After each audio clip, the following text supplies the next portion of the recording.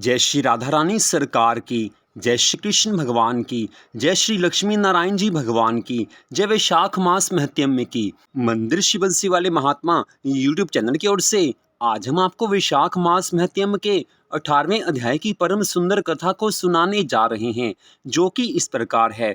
श्रुति देव ब्राह्मण कहने लगे हैं कि मेष राशि में सूर्य के स्थित होने पर वैशाख मास में जो मनुष्य प्रातःकाल स्नान करता है और भगवान विष्णु की पूजा करके इस कथा को सुनता है, वह सब पापों से मुक्त होकर भगवान विष्णु के परम धाम को प्राप्त होता है।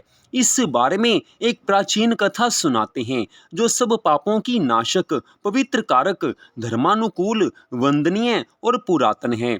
हे राजन, गोदावरी नदी के तट पर शुभ ब्रह्मेश्वर क्षेत्र में महर्षि दुर्वासा के 2 शिष्य रहते थे, जो परमहंस, ब्रह्मनिष्ठ, उपनिषद विद्या में अति प्रवीण और इच्छा रहित थे। वे भिक्षा मात्र भोजन करते और पुण्यमय जीवन बिताते हुए एक गुफा में निवास करते थे। भगवान की भक्ति वो हर पल करते रहते थे। उनमें से एक का नाम था सत्यनिष्ठ और दूसरे का तपोनिष्ठ।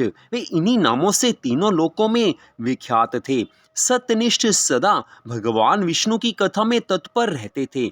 जब कोई श्रोता अथवा वक्ता नहीं होता, तब वे अपने नित्य कर्म किया करते थे।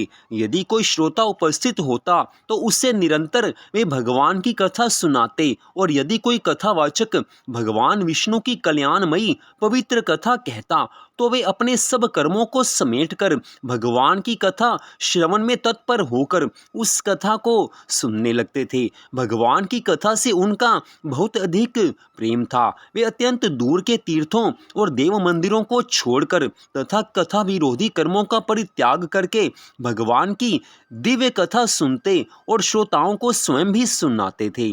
कथा समाप्त होने पर सत्यनिष्ठ अपना शेष कार्य पूरा करते थे।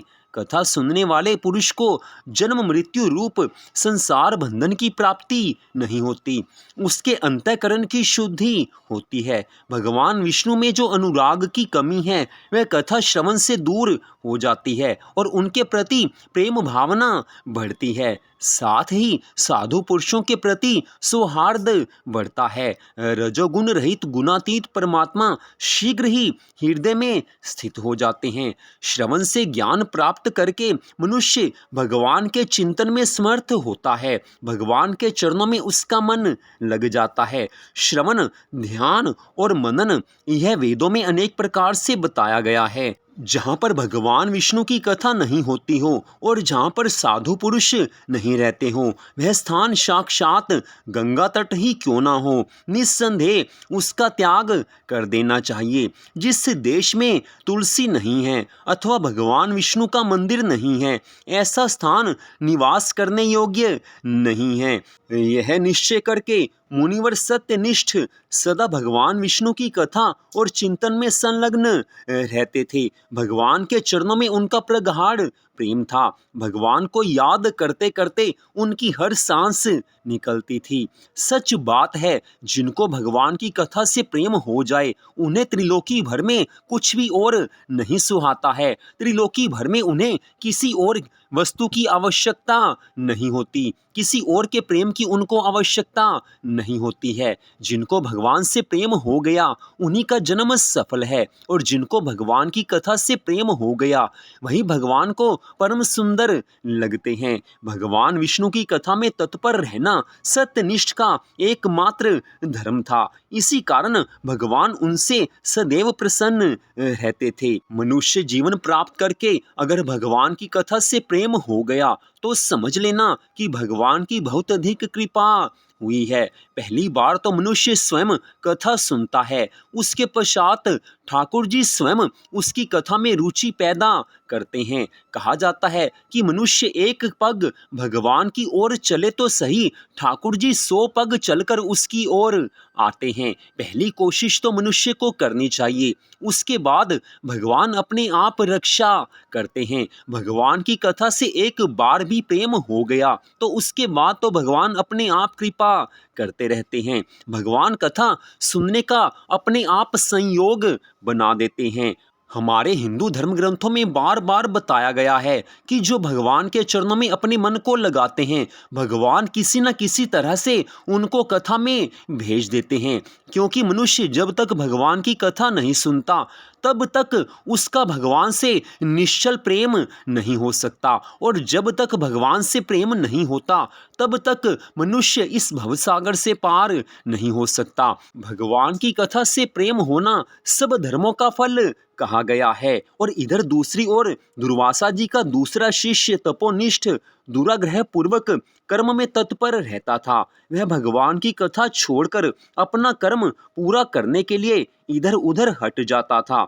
कथा की अवहेलना से उसे बड़ा कष्ट उठाना पड़ा। तपोनिष्ठ न तो स्वयं कथा कहता और न सुनता था, अपितु होती हुई कथा को छोड़कर चला जाता था कि कहीं तपस्या में विघ्न नहीं पड़ जाए। श्रोता और वक्ता के पास भी वह नहीं जाता था।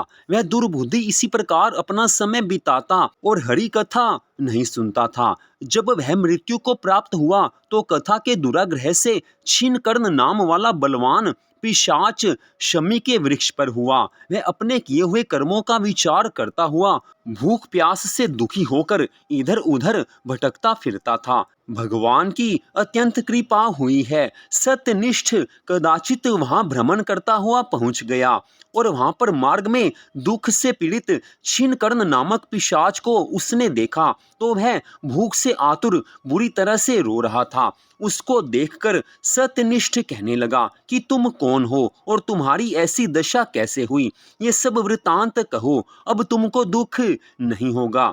सत्यनिष्ठ के ऐसे वचन सुनकर अत्यंत व्याकुलता से वह कहने लगा कि हे प्रभु, मैं दुर्वासा जी का शिष्य तपोनिष्ठ नाम वाला यति हूँ। मैंने अपनी दुर्बुद्धि के कारण कभी भी महात्माओं से भगवान की कथा नहीं सुनी, कभी भी भगवान की कथा नहीं कही, भगवान की कथा में मेरा मन कभी भी नहीं लगा। मैं सदा तपस्या में संलग्न रहता था और कथा की अवहेलना करता था, और इसी घोर कर्म से मेरी मृत्यु हुई और छिन्नकर्ण नाम वाला पिशाच होकर इस वन में दुखी होकर भटकता रहता हूँ। रास्ते में आपको जाता देखकर ऐसा प्रतीत हुआ कि मेरे भाग्य फिर गए हैं। आज भगवान मुझ पर प्रसन्न हैं जो आपके दर्शन हुए। इस प्रकार रोकर और त्राही त्राही ऐसा कहकर वह सत्यनिष्ठ के चरणों में गिर पड़ा।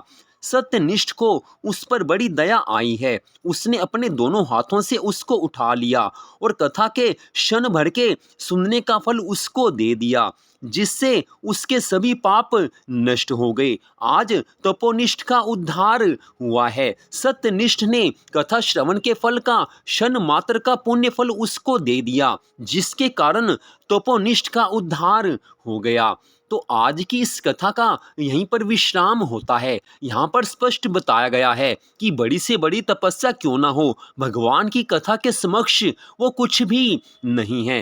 भगवान की कथा श्रवण से बढ़कर और कुछ भी नहीं हो सकता। तो आज की सुंदर कथा को सुनने के लिए आप सबका हार्दिक धन्यवाद।